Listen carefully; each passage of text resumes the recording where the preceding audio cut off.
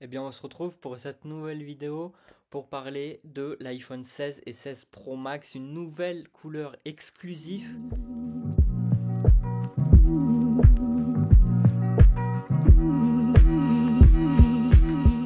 qui a été dévoilée par un informateur et leaker Apple.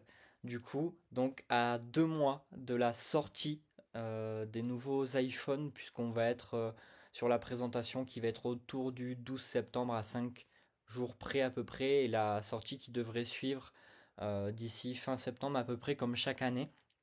On serait du coup sur une nouvelle couleur exclusive seulement sur l'iPhone 16 Pro et 16 Pro Max, donc en plus des quatre autres couleurs qu'on a déjà, qui vont être, enfin qui sont du coup le titane naturel, le titane blanc, titane noir et le titane bleu.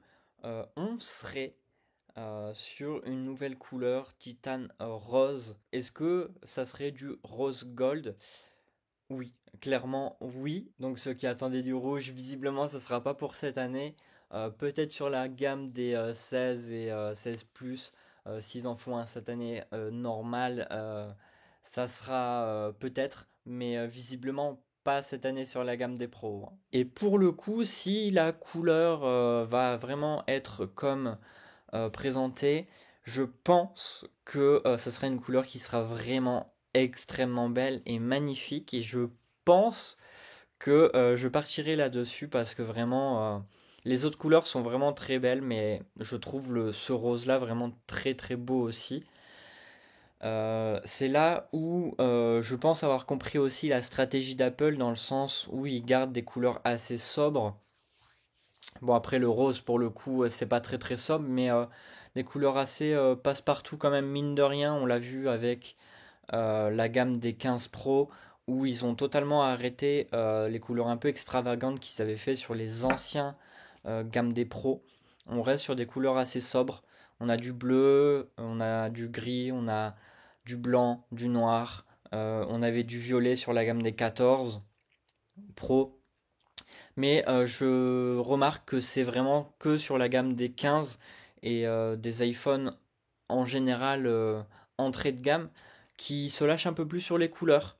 On a des couleurs un peu plus pastel, des couleurs un peu plus vives.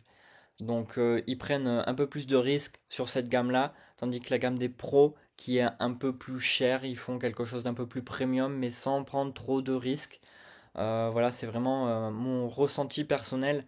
Mais vraiment, je trouve cette gamme-là excellente, surtout depuis qu'on est passé sur l'USB-C. N'hésitez pas à liker, à commenter, à partager cette vidéo, et prenez soin de vous. Ciao!